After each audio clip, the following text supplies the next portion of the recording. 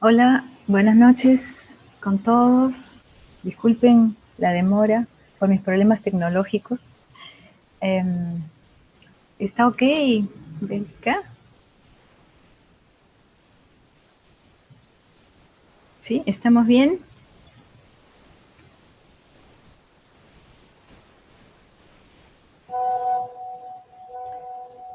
Ya, muy bien. Bueno, es que yo no me veo, por eso te pregunto.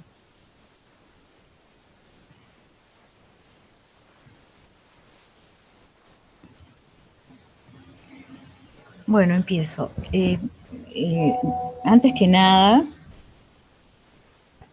agradezco la invitación de la Dirección General de Artesanías, agradezco a ustedes que están acompañándome en esta presentación de las fajas tejidas en telar de cintura del Valle del Mantaro y la representación de la identidad huanca.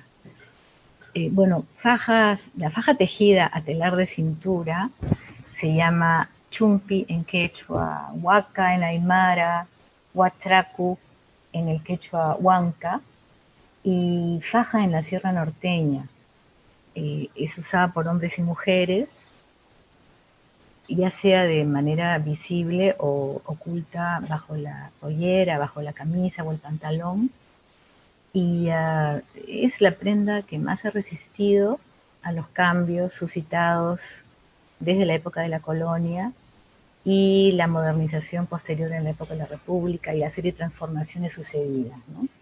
Hasta la globalización de las sociedades andinas.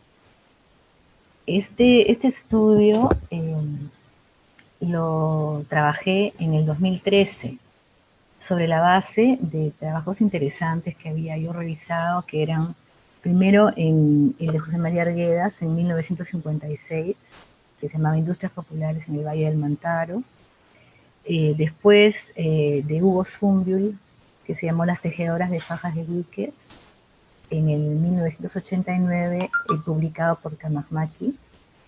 Eh, Después el de González, Navarro y Perales en el 2009, que se llamó El gusano de acero y El río. Eh, y posteriormente a este trabajo eh, se dio pie a la producción de un informe junto con Pedro González para trabajar la salvaguarda de las fajas de diques para ser nombradas Patrimonio Cultural de la Nación. Esto fue en el 2016. Bueno, acá les estoy mostrando la zona de trabajo. Mi interés principal fue un poco ver el área de dispersión de esta técnica, de este sistema de trabajo textil, ¿no? Entonces, acá está, bueno, la Oroya, Jauja, Huancayo. El trabajo que realicé cubrió el área de Huacrapuquio, de Viques y de Parehuanca. Los tres son distritos. Entonces, digamos que eh, bueno, son vistas del Valle del Mantaro, que ya todos ustedes deben de conocer. Hacia fines del 19, el Estado peruano configura una serie de políticas modernizadoras que dan lugar a importantes procesos de cambio, tanto sociales, culturales como económicos, en la vida de las poblaciones del valle. Se construye el ferrocarril central en las primeras décadas que une la ciudad de Lima con Huancayo, especialmente para el traslado de minerales y para el traslado de los productos agrícolas que se desarrollan a partir de una agricultura campesina que sirve finalmente como despensa para la capital hasta el día de hoy, ¿no? En 1926 se construye el tramo Huancayo-Huancavelica, que se llamó el Tren Macho, una de cuyas estaciones paraba en el pueblo de Viques, hacia el sur de Huancayo, ¿no?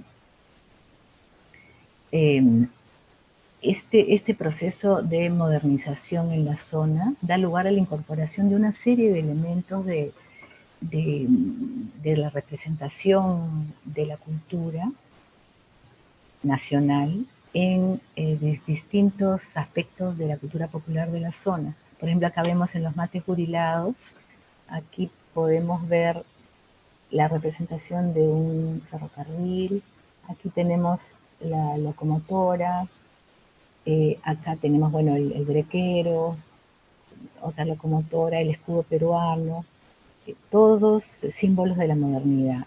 Un helicóptero, un barco, en fin, son elementos de la heroicidad nacional también. El escudo peruano, mucho, son símbolos de la patria que mucho se representan, ¿no? Se incorporan a este nuevo discurso con estos nuevos elementos, ¿no?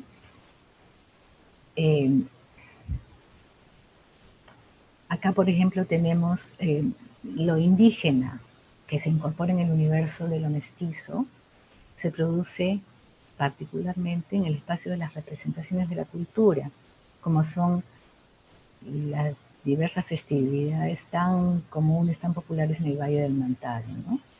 Esto permite la incorporación de todos los símbolos patrios que hemos visto y de nuevos elementos en el vestido, y que fueron levantados por el imaginario de la cultura popular del Valle, en función a los nuevos discursos, pero siempre se va a mantener elementos de la cultura tradicional que mantienen el vínculo con lo local, ¿no?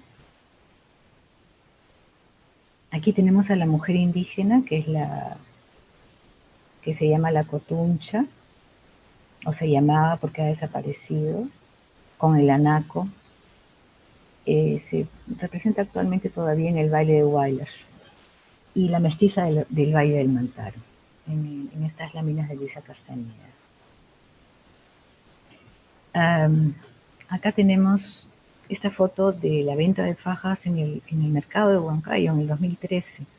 Y acá tenemos finalmente el tema de nuestra exposición, que es esta iconografía que representa al río, el mayu, en tejidos de fajas, ¿no?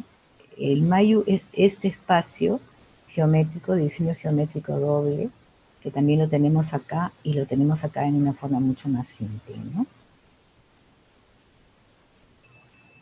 En el afán de ampliar un poco el área de distribución de estas fajas, subimos al distrito de Parehuanca y encontramos un tejido de fajas muy interesante, muy fino, que las tenemos en el lado izquierdo superior e inferior, pero muy diferentes finalmente a la representación de la faja de Víquez, ¿no? Que es esta, que es lo que se sigue tejiendo hasta la actualidad. Aquí tenemos a la señora Blanca Guamán con la representación del tren. Finalmente el tren viene a ocupar desde mediados del siglo pasado el espacio del río. Aquí tenemos las fajas tradicionales.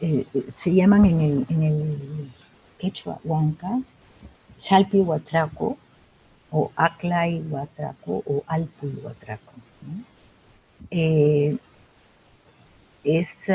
este diseño tenemos al río Corazón, el Mayu Corazón, que es completo. Ven ustedes el doble, el coco, ¿no? El coco cerrado en la zona central. A diferencia de este, que es el Ixca y color Huatraco, o Huanca Huatraco, que es también representa al río en esta zona, pero es Chuyamay, o sea, no está completo, es solamente medio zigzag, digamos, ¿no?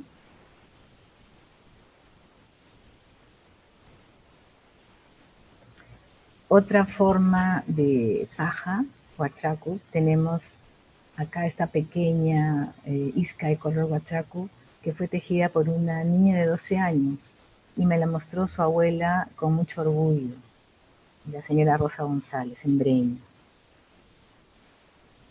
Hay una producción masiva también de fajas muy vinculadas al mercado, que sirven para las danzas que realizan las comparsas, los grupos de jóvenes que danzan las fiestas de carnavales especialmente, en Huancayo y también en los concursos limeños.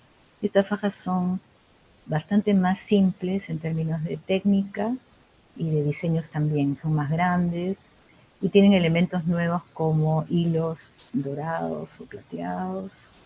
Los diseños son muchísimo más grandes que los que se observan en las fajas más tradicionales.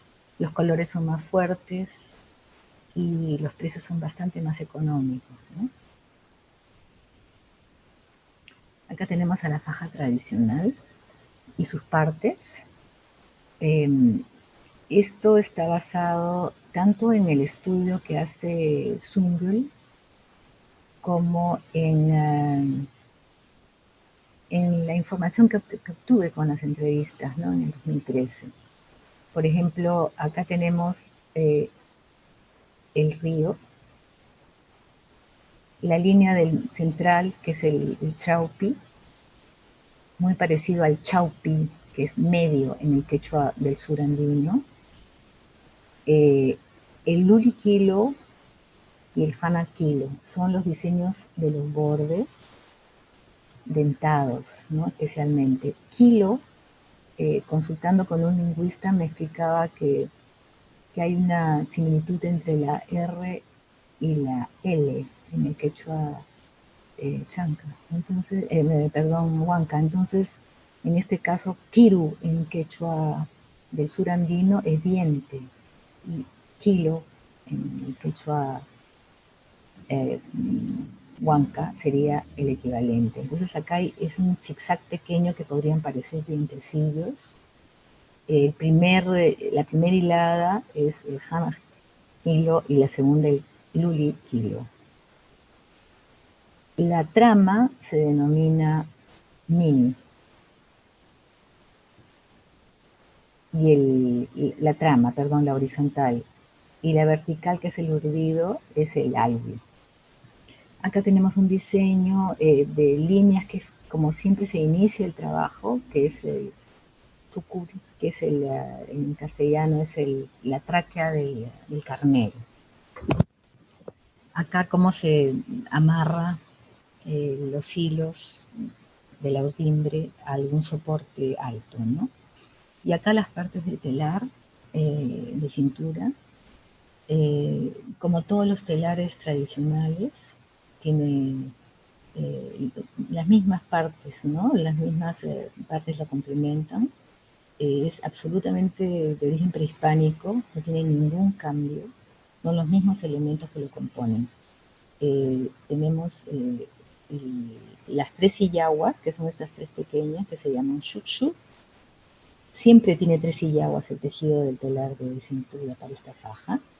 La mama, que es la que nos permite el cambio de urdimbres. Los dos trameros.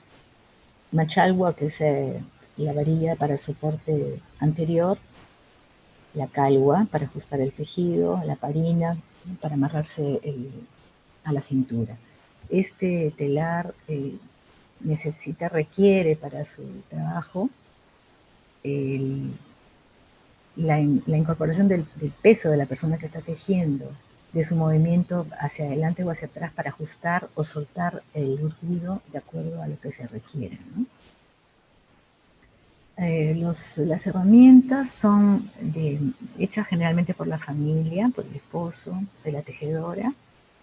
Están confeccionadas en maderas duras, ¿no? Generalmente que vienen de la selva.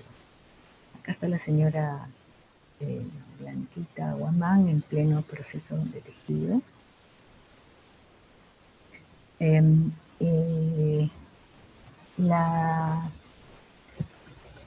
La transferencia de información, de tejido, del conocimiento, de la técnica, se da generalmente en el espacio de la familia. Los niños, las niñas aprenden mirando. Prácticamente no se conversa, no se explica. Es una imitación perfecta.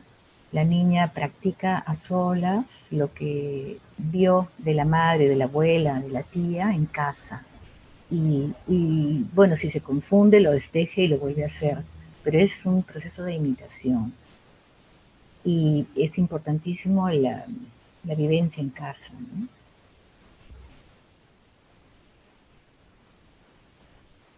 Acá tenemos a una señora, una ancianita, que también ayuda en las labores del hilado y del tejido junto con la nieta, para que teja la madre, ¿no? De la niña, que es la productora de fajas de la casa.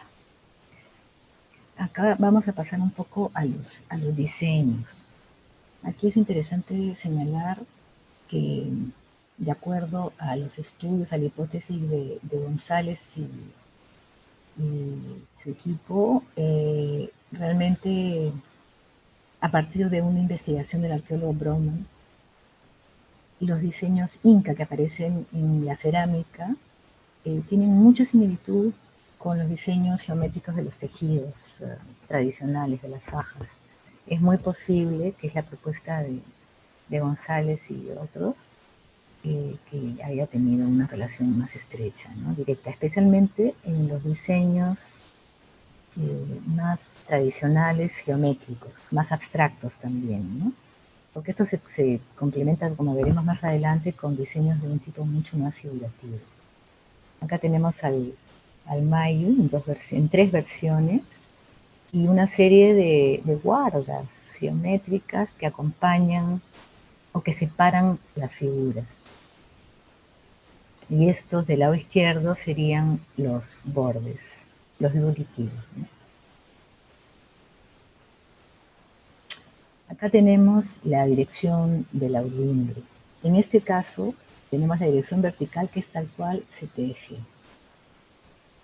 Vemos que en un caso los dibujos, los diseños son siendo, digamos, vistos por la tejedora tal cual van a quedar.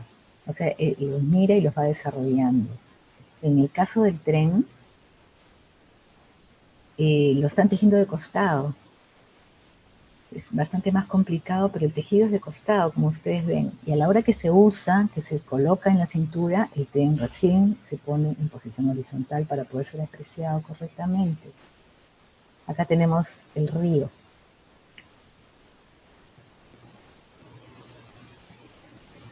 Acá tenemos otras figuras geométricas,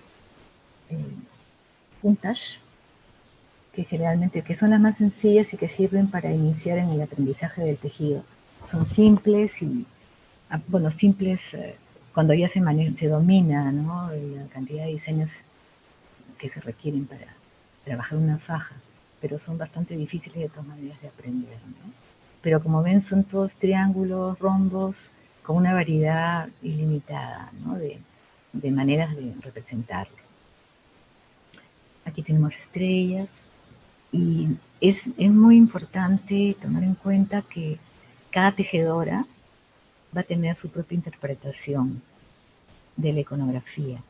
Basta que se tome un hilo más, un hilo menos, o se trabaje con más tramas o menos tramas, el diseño va a quedar completamente diferente, de una mano a la otra.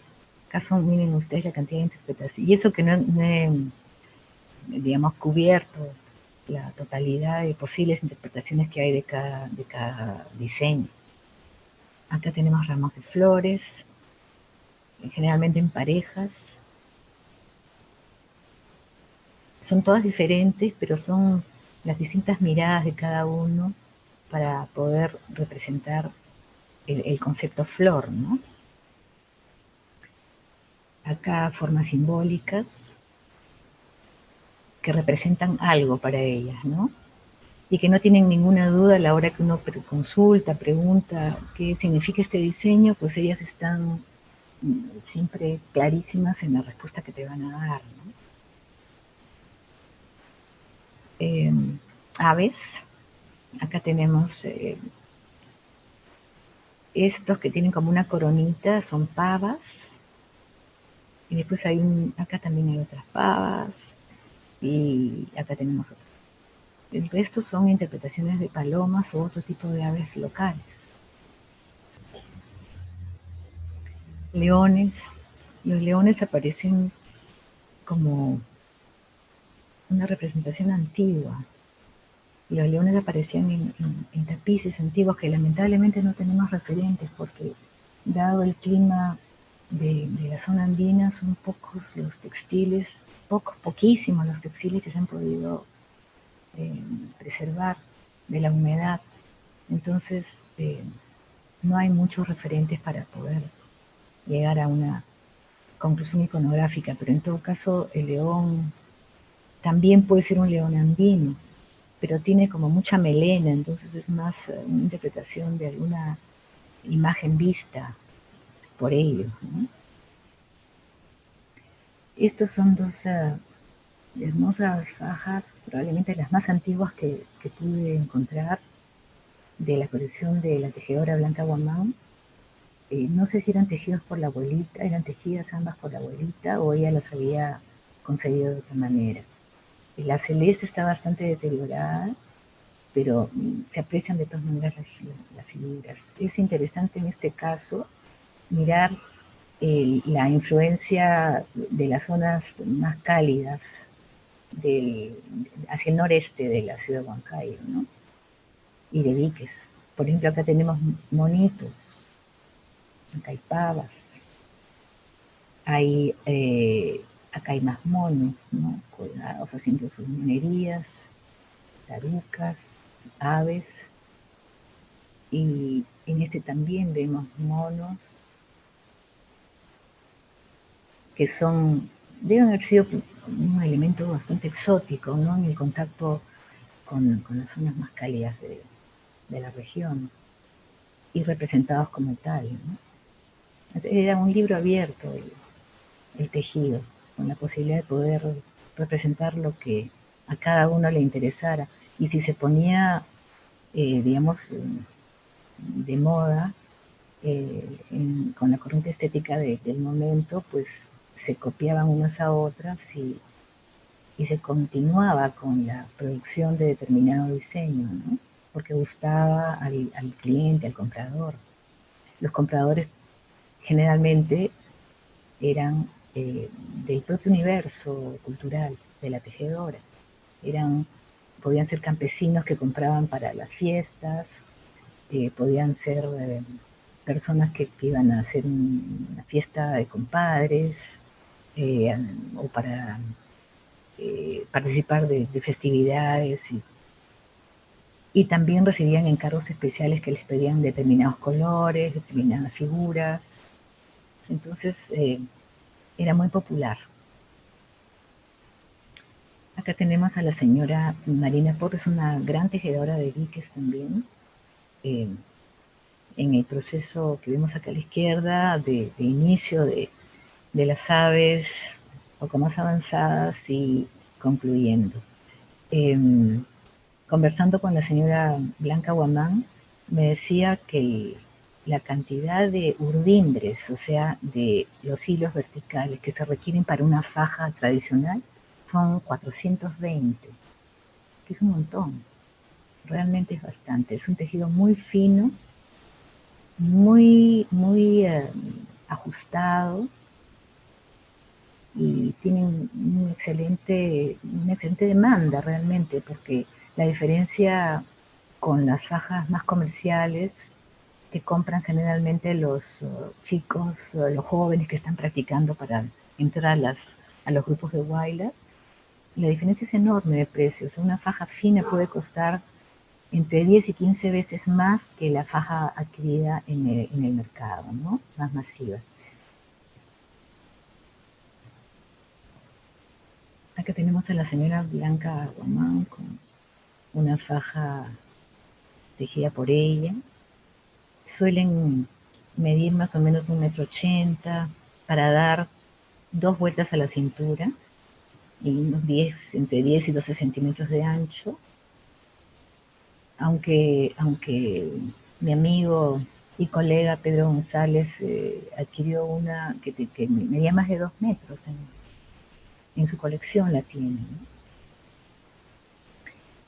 Otro aspecto importante también es el uso ritual de las fajas. En este caso está estrechamente vinculada a la tierra, a esta festividad de San Lucas, tuve oportunidad de participar de esta fiesta, fue muy interesante. En Chongos Bajo había muchísimas yuntas de bueyes decoradas, adornadas, llenas de flores, de banderas peruanas.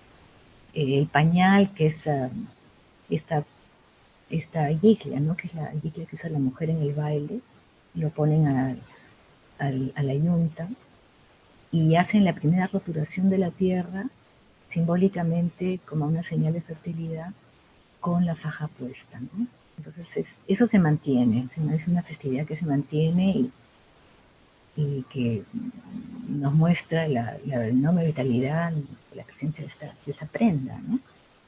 Aquí una señora propietaria de una yunta que llevaba su atado con toda la vestimenta para decorar a la yunta, ¿no?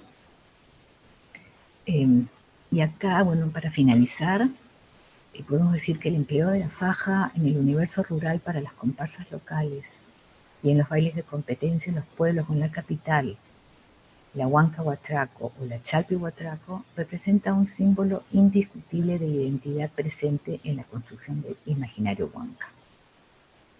Aquí vemos a la faja en la niña que está bailando el Guayrash, una comparsa, todos con su faja.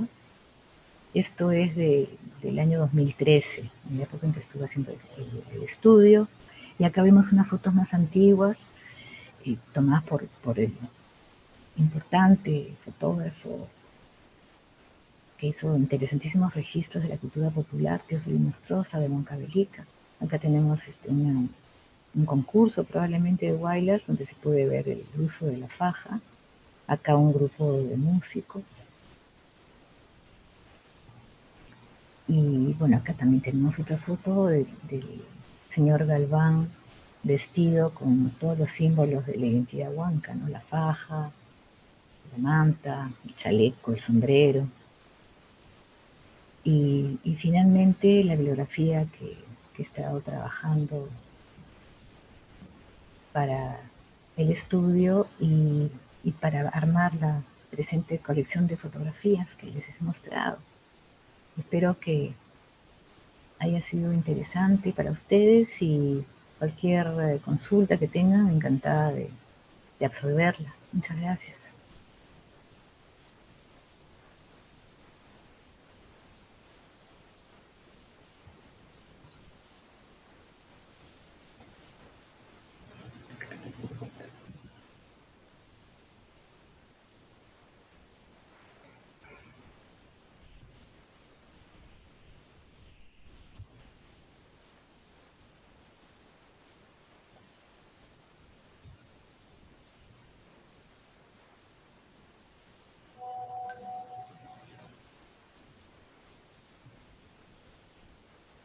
Hay una pregunta, ¿la iconografía pertenece a los chancas?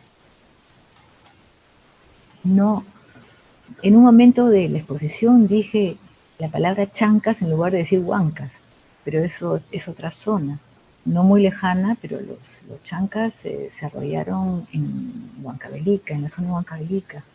Estamos hablando del Valle del Mantaro, en el departamento de Huancayo, en Junín. En el departamento de Junín, en la provincia de Huancayo.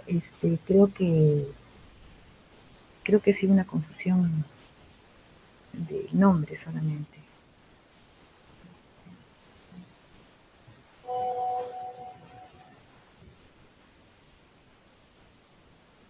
El contacto de las artesanas que realizan estas fajas. Sí, Lourdes, es muy sencillo. Si puedes viajar a la zona, cuando se pueda uno movilizar, por supuesto, si vas al pueblo de Viques, vas a encontrar tejedoras. En el momento en que se hizo el estudio para la patrimonialización de la faja, me parece que se habían censado una cantidad de 200 o más tejedoras. La mayoría, por supuesto, que dedicadas a la producción de fajas, digamos, masivamente, ¿no? Son fajas más sencillas, pero siempre encuentras personas mucho más preparadas y que realmente conocen perfectamente lo que es el trabajo de la faja tradicional. Yo he hecho el estudio con la tejedora Blanca Guamán, hija de la gran tejedora doña Cancialina, que fue parte del equipo de Camagmaqui. Fue una institución muy importante que desarrolló en los años 80, más o menos en Huancayo, liderada por doña Francisca Mayer. Acá hay fajas, en estas fotos hay fajas de doña Blanquita Guamán y de la señora Marina Porras. Ambas viven en el pueblo de Víquez.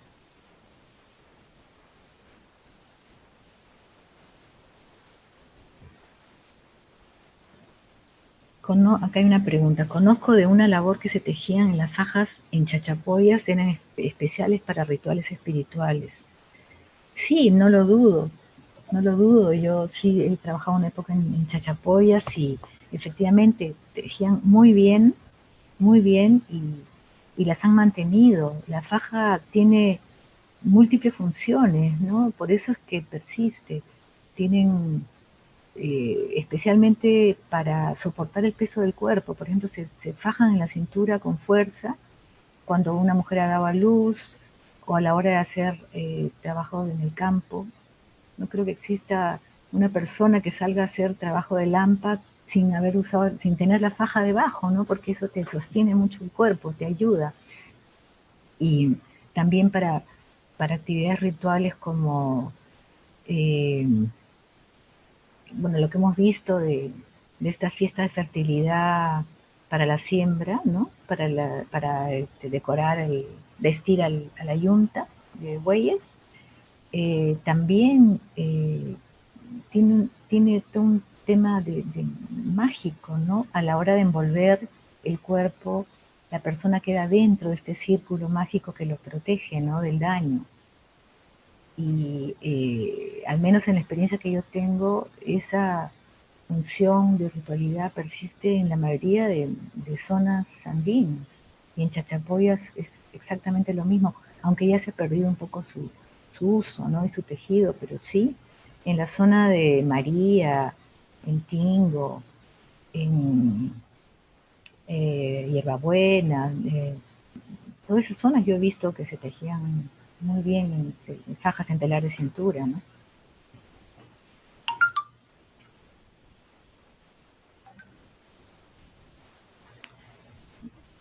El rombos y zigzag es muy parecido a la iconografía chanca. Bueno, es posible. Yo pienso que las figuras geométricas pueden ser muy similares en muchísimas zonas, inclusive fuera de Perú, que se teja con telar de cintura, porque naturalmente la tecnología textil te induce a trabajar líneas diagonales, que son las que se necesitan para producir rombos y figuras en zigzag, ¿no? O sea, no tiene que tener relación cultural, sino que son producciones propias, ¿no?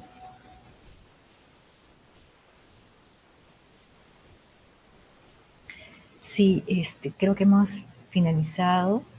Espero que haya sido interesante y realmente creo que cualquier pregunta que tengan de interés, sería buenísimo que ustedes mismos buscaran bibliografía, que cuando viajaran, cuando se pueda viajar, pues miren a las tejedoras, a los tejedores, con atención, pregunten, porque es parte de nuestro legado cultural al cual debemos de respetar, especialmente a las portadoras, ¿no? que han logrado mantener durante tantísimos años esta producción hermosa que tenemos que cuidar. Les agradezco a todos haber estado acompañándome en esta presentación, a los amigos de la Dirección de Artesanías y deseo mucha salud para todos ustedes. Bueno, buenas noches y gracias.